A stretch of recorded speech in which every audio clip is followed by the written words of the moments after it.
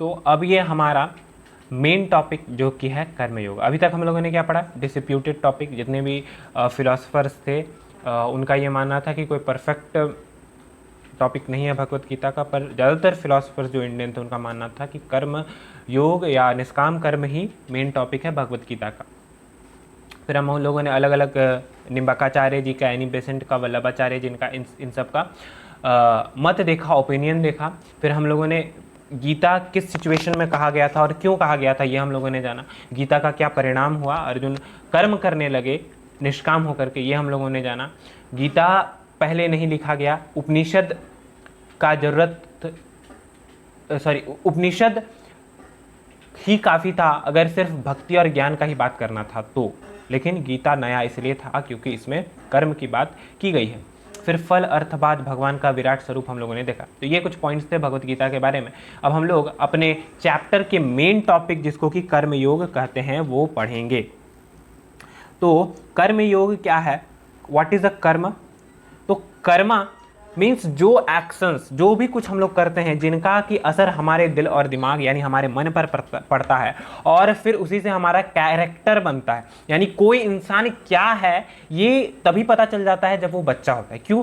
क्योंकि जब बचपन से जैसे कर्म उसके चारों ओर होंगे और फिर उसको देख करके जैसा वो कर्म करेगा फिर बच्चा वैसा ही बनेगा। तो क्या कर्म होता है? कर्म वो एक्शंस और वर्क्स होते हैं जिनका कि असर हमारे दिल और दिमाग पर पड़ता है, हमारे मन पर पड़ता है। ठीक है। काम भी क्री धातु से बना होता है जिसका मतलब होता है करना, और कर्म भी क्री धातु से बना होता है जो कि संस्कृत लैंग्वेज से आया है। ठीक है। देखिए, और कर्म को एक और तरीके से हम डिफाइन कर सकते हैं। कर्म वो एक्शंस हैं जिसका कि रिजल्ट्स हमको फ्यूचर लाइफ या फिर आफ्टर बर्थ्स में देखा, फ्यूचर बर्थ्स में देखा जा सकता है। यानी अगर हम लोग अभी बुरे कर्म करते हैं तो हो सकता है कि इस जन्म में हम लोग को कुछ ना मिले, यानी कि हम लोग ठीक ठाक रह लें, पर ऐसा नहीं है कि वो हम लोग को नहीं मिलेगा। कभी ना कभी घूम फिर करके वो हमारे ऊपर आएगा और हमने जो बुरे कर्म किए हैं वो हम पर पड़ेंगे और हमें उसका भुगतान करना ही होगा। अब अगला पॉइंट है कंपल्सन ऑफ कर्मा, यानी कर्म करना क्यों जरूरी है। कर्म करना इसलिए जरूरी है कि मैंने पहले भी समझाया कि फॉर ए सिंगल मोमेंट, एक सेकंड के लिए भी कोई भी व्यक्ति बिना कर्म किए नहीं रह सकता है। ठीक है। कोई भी व्यक्ति अगर वो सोता भी है, लेटता भी है, अगर कोई व्यक्ति ये बोल दे मैं आंख मूंद लूं और फिर मैं कर्म नहीं कर रहा या फिर मैं लेट जाऊं तो कर्म नहीं कर रहा, तो ये इम्पॉसिबल है। क्योंकि सोना भी एक कर्म है, आराम करना भी एक कर्म है। तो गीता में यह कहा जाता है तो जब तुमको कर्म करना ही है हर मोमेंट, इसके लिए तुम बाध्य हो, इसमें तुम कुछ कर नहीं सकते, तो तुमको निष्काम कर्म करना चाहिए जिसका कि फल तुमको ना मिले। तो जो कर्म हम लोग अभी करते हैं वो फ्यूचर लाइफ डिसाइड करता है। और अगर वो इच्छा से बंधा हुआ कर्म है, यानी कि अगर हम लोगों को सपोज दैट कुछ बनना है, कुछ बन के पैसा कमाना है, फिर कंफर्टेबल लाइफ जीना है, तो अगर हम लोग इस चीज़ के लिए कर्म करते हैं तो इस चीज़ के लिए जितने भी बुरे अच्छे जैसे भी काम करेंगे हम, इन सब का फल हम लोगों को भुगतना पड़ेगा। पर अगर हम किसी उद्देश्य के लिए, मान लीजिए राष्ट्र सेवा के लिए या लोगों की सेवा के लिए अगर कोई काम करते हैं जिसका कि केवल उद्देश्य उसमें मेरा अपना कोई लाभ नहीं है, तो वैसे कर्मा निष्काम कर्म कहलाएंगे, वैसे कर्मा निष्काम कर्म कहलाएंगे और फिर उनका कोई भी रिजल्ट नहीं होगा। और निष्काम कर्मा हाईएस्ट और सुप्रीम कर्मा है मनुष्य के लाइफ में। ठीक है। फिर कर्मा को 5 बेसिस पे क्लासिफाई किया गया है। सबसे पहले वो कर्म होते हैं जो कि साधन के आधार पर किए जाते हैं। सॉरी, यहाँ पर साधन होगा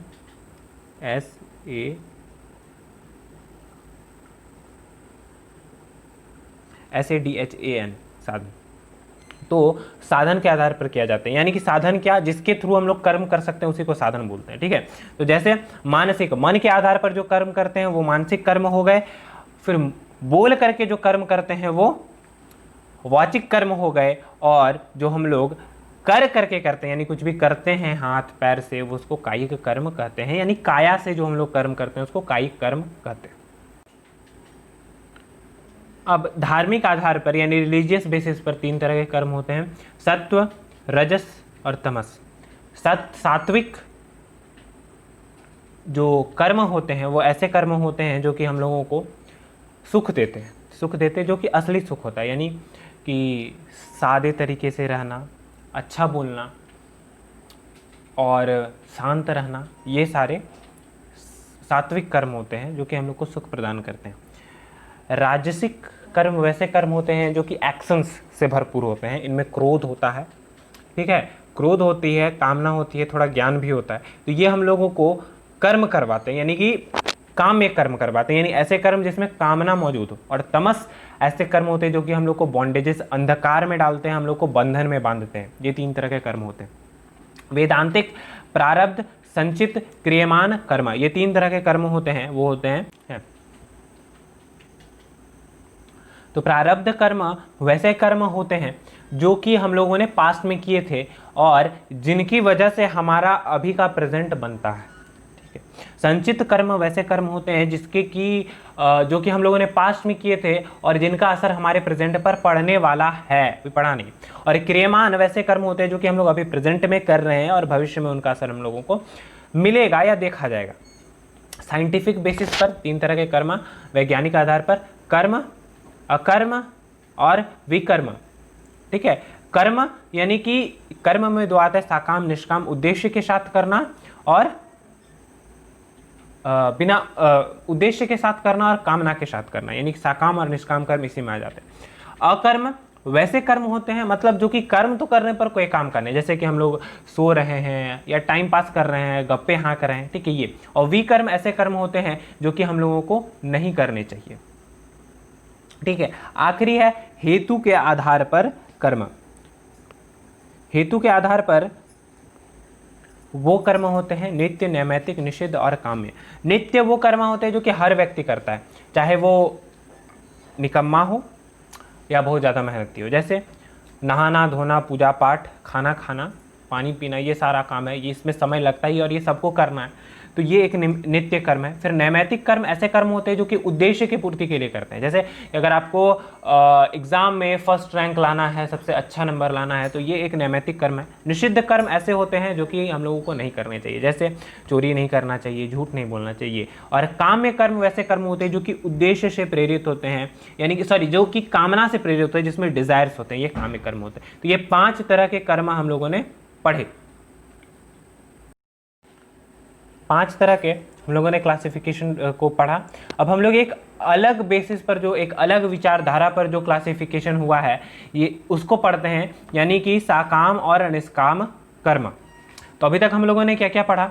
सबसे पहले हम लोगों ने कर्म योग में पढ़ा कि कर्म क्रिया धातु से बना होता है, ठीक है। और कर्म वो एक्शंस होते हैं जो कि हमारे कैरेक्टर को बनाते हैं, जो कि हमें बनाते हैं, जो कि जिसका असर मन और दिल और दिमाग तीनों पर पड़ता है। फिर हम लोगों ने ये पढ़ा कि कर्म करना बहुत ज़्यादा इम्पॉर्टेंट है, क्योंकि कर्म किए बिना कोई भी व्यक्ति एक क्षण भी नहीं रह सकता। तो हर व्यक्ति को, चूँकि उसको कर्म करने ही हैं, तो उसको सुप्रीम कर्म करने चाहिए, हाईएस्ट कर्म करने चाहिए। तो अब हम लोग पढ़ेंगे साकाम और निष्काम कर्म, जिसमें सबसे पहले हम लोग पढ़ने वाले हैं साकाम कर्म। तो साकाम कर्म ऐसे कर्म होते हैं जो कि सेल्फ इंटरेस्ट के बेसिस पर डिज़ायर होते हैं, मतलब बेस्ड होते हैं, यानी ऐसे कर्म जो कि सेल्फ इंटरेस्ट के बेसिस पर, जिनका बेसिस सेल्फ इंटरेस्ट होता है, ऐसे कर्म को क्या बोलते हैं? साकाम कर्म। जैसे कि कुछ लालच, कुछ लोभ, कुछ पाने की इच्छा, कुछ डिज़ायर, कुछ फीलिंग्स, जीत हानि, लाभ, जीतना हारना, ये सारे जितने भी फीलिंग्स होते हैं, ये फीलिंग जब किसी काम में आ जाते हैं तो वो साकाम कर्म हो जाते हैं। और इस तरह के कर्म क्या करते हैं? हम लोगों को बॉन्डेजेस में ले जाते हैं। बॉन्डेजेस यानी कि बंधन में ले जाते हैं, कर्म बंधन। तो कर्म बंधन क्या है? वो पिक्चर मैंने दिखाया था कि आप जो भी अभी करेंगे फिर आकर के आप ही पर पड़ेगा, इसी को कर्म बंधन कहते हैं। और जब व्यक्ति इस चीज़ से छूट जाता है तो वो आज़ाद हो जाता है। तो इस तरह के कर्म जो कि अपने डिज़ायर्स, इगोइस्टिक डिज़ायर्स, लालच या फीलिंग से मोटिवेटेड होते हैं, यानी कि हार जीत, लाभ हानि, इस तरह के फीलिंग से मोटिवेटेड होते हैं, वो बॉन्डेजेस में ले जाते हैं और फिर इन्हीं से कर्म फल बनता है। फल, ऐसे फल जिनको हमको भुगतने पड़ते हैं। ठीक है। और ये क्या करते हैं हम लोग को, या तो फ्यूचर लाइफ यहाँ पर है, आपको शायद दिख नहीं रहा होगा, यहाँ देखिए ये फ्यूचर लाइफ है, और फिर नेक्स्ट बर्थ आगे का जीवन में, या फ्यूचर लाइफ अगले जन्म में, या इसी जीवन में बट फ्यूचर में हम लोग को मिलता है।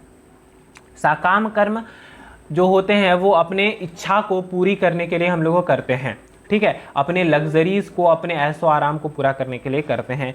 और चूंकि इच्छा अनंत है, ये कभी ख़त्म नहीं होगी। अगर आपको आज रसगुल्ला खाने का मन हो रहा है तो कल रसमलाई खाने का मन होगा, परसों बर्फ़ी, पर ये कभी ख़त्म नहीं होगा।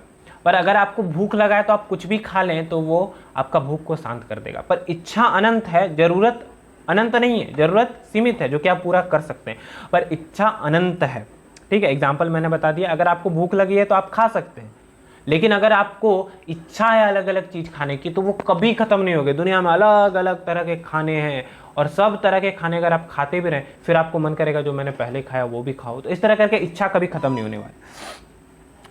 और ये सारी मॉर्टल चीज़ें, यानी कि एक दिन ख़त्म हो जाएंगी, एक दिन ये सारी चीज़ें ख़त्म हो जाएंगी। This are mortal things. और इन सब पर टाइम वेस्ट करना भी पागलपंती है।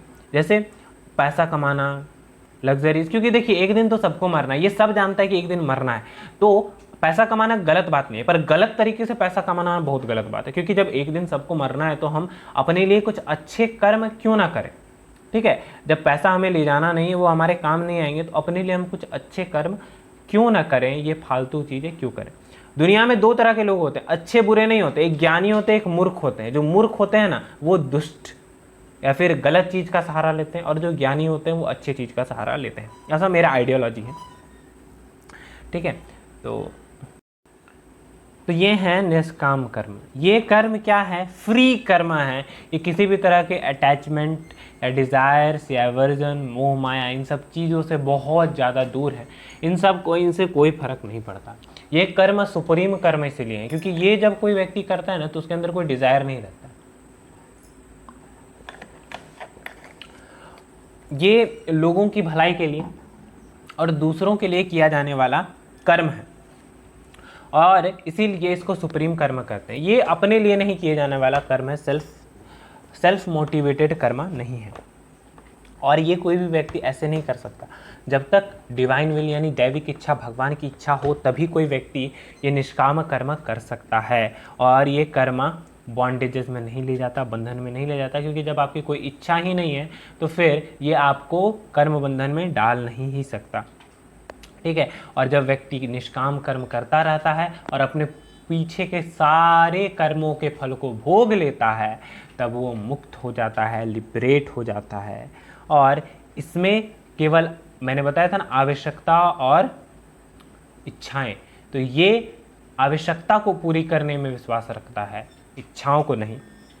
जैसे एग्जाम्पल दे देते हैं, अगर हम लोग ऐसे तो निष्काम कर्म योगी लोग करते ही हैं, तो मैंने सकाम कर्म का एग्जाम्पल दिया था, एक अच्छा लग्जरियस लाइफ जीना, ऐशो आराम में रहना, नौकर चाकर, ये सारे अपनी चीज़ें। पर एक निष्काम कर्म का एग्जाम्पल दूँ, जैसे कि कोई भी माँ अपने बच्चे का ध्यान रखती है। सबसे पहले 9 महीने बच्चे को पेट में रखती है, फिर जब तक वो कुछ करने लायक नहीं हो जाता तब तक माँ उसका ध्यान रखती है, हर चीज़ का ध्यान रखती है। तो क्या उसके लिए माँ को पैसे मिलते हैं, या माँ दुनिया में बहुत ज़्यादा फेमस हो जाती है? नहीं, ऐसा कुछ भी नहीं होता। ना उनको शोहरत मिलता है, ना पैसा मिलता है, फिर भी वो करती हैं और पूरा मन लगा के, कर्मश्य कौशला, पूरा मन लगा के करती हैं। ये एक एग्जाम्पल हो गया निष्काम कर्म का। एक सोल्जर, देखिए सोल्जर को पैसे ज़रूर मिलते हैं, पर वो सोल्जर जो काम करता है वो अपने देश के लिए काम करता है, ठीक है। अब कुछ पैसे से हमारा जो मनुष्य जीवन है ये अनमोल है, अगर इसका कोई बलिदान कर रहा है तो इसका कोई मूल्य नहीं लगा सकता, ठीक है। तो एक सोल्जर जो अपने देश के लिए करता है वो भी एक निष्काम कर्म है। स्वामी विवेकानंद कहते थे कि इस शरीर की चिंता किसे है, ठीक है, इस शरीर की चिंता किसे है, चलो दूसरों की मदद करते हैं, चलो हम लोग दूसरों की मदद करते हैं। केवल दूसरों को सीख मत दो कि तुम ये करो वो करो, जब तक तुमको खुद पूरे तरीके से ज्ञान नहीं हो जाए, पर दूसरों की मदद तुम हमेशा कर सकते हो। और वो बोलते थे कि मुझे इस शरीर का जरा भी गम नहीं है अगर ये चला भी जाए, क्योंकि स्वामी रामकृष्ण परमहंस उनको बताए थे कि ऐसे लाखों करोड़ों शरीर उन्होंने धारण किए और छोड़ दिए, ये एक ठीक वस्त्र के जैसे होते हैं। तो ये कहते थे तुमको यकीन नहीं होगा या तुमको इमेजिन नहीं कर सकते हो वो कितना खुशी मिलता है जब कोई ऐसा सच्चा व्यक्ति मिलता है जिसको कि सच में मदद की ज़रूरत होती है, और मैं बार बार मरने के लिए तैयार हूँ अपने आत्मा को जगाने के लिए, अपने आत्मा को अपने असली स्वरूप में लाने के लिए। तो ऐसे होते हैं संत जो कि दूसरों की भलाई के लिए मरने तक का गम नहीं करते। तो ये हमारा चैप्टर था साकाम और निष्काम कर्म। अगर थोड़ा मैं बता दूं कि हम लोगों ने पढ़ना शुरू किया तो सबसे पहले हम लोगों ने पढ़ा कि ये जो दुनिया है, ये दुनिया में कोई भी एक क्षण के लिए भी बिना कर्म किए नहीं रह सकता। तो ये शिक्षा दी गई है कि हम लोगों को निष्काम कर्म करने चाहिए जो कि सुप्रीम कर्म होते हैं। फिर विलियम वॉन हमवॉल्ट का हम लोगों ने विचारधारा को जाना कि उनके अनुसार गीता सबसे सुंदर दुनिया में ऐसा बुक है जो कि असलियत में ज्ञान को दर्शाता है या बताता है। फिर हम लोगों ने डिस्प्यूटेड टॉपिक्स, ठीक है, कवर किए। डिस्प्यूटेड टॉपिक बहुत सारे फिलोसोफर के अनुसार भगवत गीता का है, ये हम लोगों ने देखा। और फिर हम लोगों ने अलग अलग वल्लभाचार्य, एनी बेसेंट, राधा कृष्णन, इन सब का मत को देखा। फिर हम लोगों ने ये देखा कि भगवत गीता कब और क्यों कहा गया था, उसका कंटेक्स्ट क्या था, ठीक है, कि जब अर्जुन इस डायलेमा में पड़ गया था कि क्या करें क्या ना करें, उस समय भगवान श्री कृष्ण ने भगवत गीता का उपदेश दिया था। और फिर हम लोगों ने ये भी देखा कि भगवत गीता का कंसिक्वेंस क्या हुआ, रिजल्ट क्या हुआ।